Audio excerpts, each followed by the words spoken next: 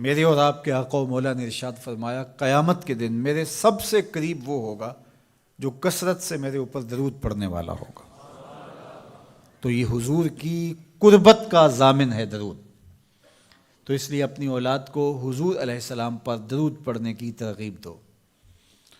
بچپن میں ہی اپنے گھر کے اندر مجالس درود قائم کرو۔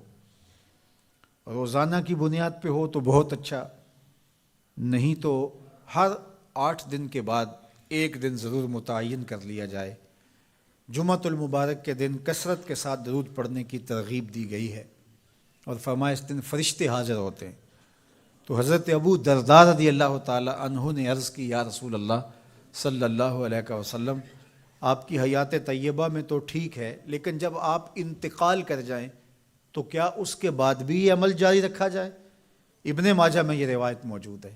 تو حضور علیہ السلام نے حضرت ابو درداء سے فرمایا، ہاں میرے وصال کے بعد بھی اس عمل کو جاری رکھنا، اور ساتھ ارشاد کیا کہ ان اللہ حرم علی الارض ان تاکل اجساد الانبیاء فنبی اللہ حی یرزق، اللہ نے مٹی پر حرام کر دیا ہے کہ وہ نبیوں کے جسموں کو کھائے، نبی قبروں میں زندہ ہوتے ہیں، ان کو رزق بھی دیا جاتا ہے۔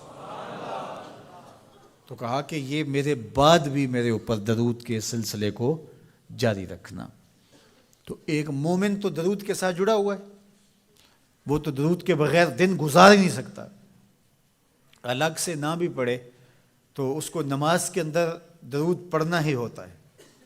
درود ابراہیمی تو نماز کا حصہ بنا دیا گیا، اور اس کو کثرت کے ساتھ درود پڑھنے کی ترغیب دی گئی۔ تو درود ایک ایسا وظیفہ ہے کہ جو اپنی زندگی میں جتنا زیادہ شامل کر سکتے ہو اتنا زیادہ شامل کر لو۔ ویسے بھی درود پڑھنے سے بچوں میں تقدس پیدا ہوتا ہے، بچے پاک دامن رہیں، عفت مآب رہیں، ان کی طبع میں تقدس رہے۔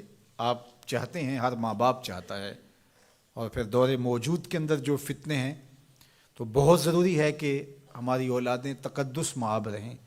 تو ان کو درود کی ترغیب دو، تو اس کا عملی نتیجہ یہی ہوگا کہ ان میں تقدس کا جوہر پیدا ہوگا، اور ان کی عصمت کی حفاظت رہے گی۔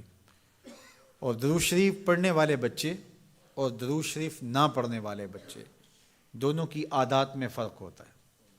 درود پڑھنے والوں کی طبع میں رقت، لطافت، نرمی، محبت، شفقت جیسے جذبات پیدا ہوتے ہیں۔ یہ درود شریف کا عملی نتیجہ ہے۔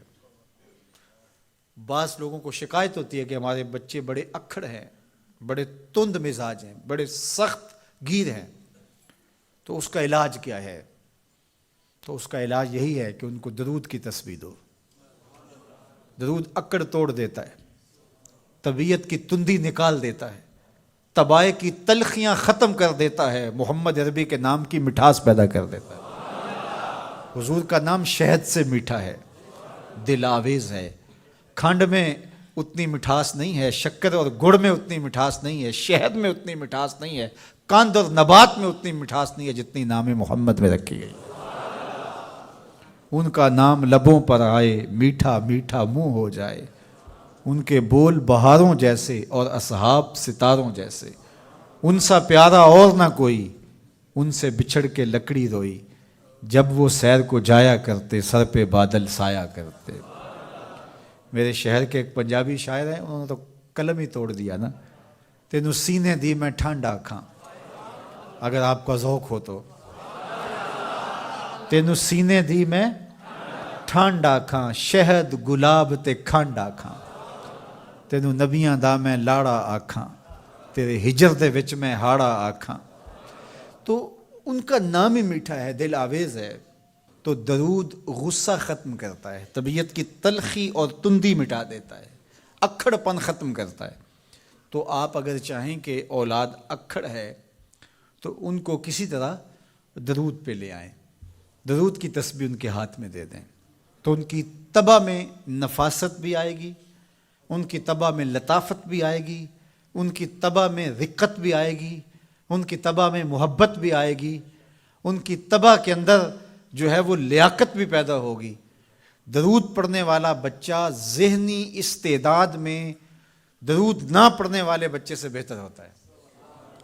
یہ بھی آپ تجربہ کر کے دیکھ لیں، دو بچے برابر ذہنی استعداد رکھتے ہوں اور ان میں سے ایک بچہ درود پڑھتا ہو اور ایک درود نہ پڑھتا ہو تو درود پڑھنے والا بچہ آگے ہوگا۔ یہ درود کی برکتیں ہیں، یہ درود کی رحمتیں ہیں۔ تو درود کثرت سے پڑھنا اپنی اولاد کو سکھائیں گے۔ ہفتہ روزہ آپ محافل کا گھر میں انعقاد کر لیجئے اور اس میں صرف دروشی پڑھ لیجئے، تو انشاءاللہ اس سے آپ دیکھیں گے کہ اولاد کو اس کا فرق پڑتا ہے۔ یہ تربیت کا ایک آسان نسخہ ہے اور یہ وہ وظیفہ ہے جس سے تھکن نہیں ہوتی، یہ وہ وظیفہ ہے جس سے طبیعت میں تلخی نہیں آتی۔ کہتے ہیں وظیفہ میں نے پڑھا ہے تو وظیفہ پڑھتے پڑھتے میری طبیعت میں یہ ہو گیا ہے، وہ بات کہتے ہیں وظیفہ الٹ پڑ گیا ہے۔ بڑے وظیفے الٹ پڑھ سکتے ہیں لیکن درود الٹ نہیں پڑھتا، درود ہے ہی سیدھا، یہ الٹوں کو بھی سیدھا کر دیتا ہے۔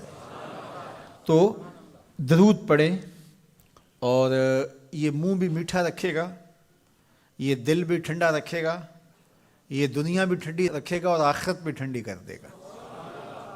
درود چراغ بھی ہے، درود کستوری بھی ہے، خوشبو بھی ہے، مہک بھی ہے، شہد بھی ہے، گلاب بھی ہے، کھنڈ بھی ہے اور سینے کی ٹھنڈ بھی ہے۔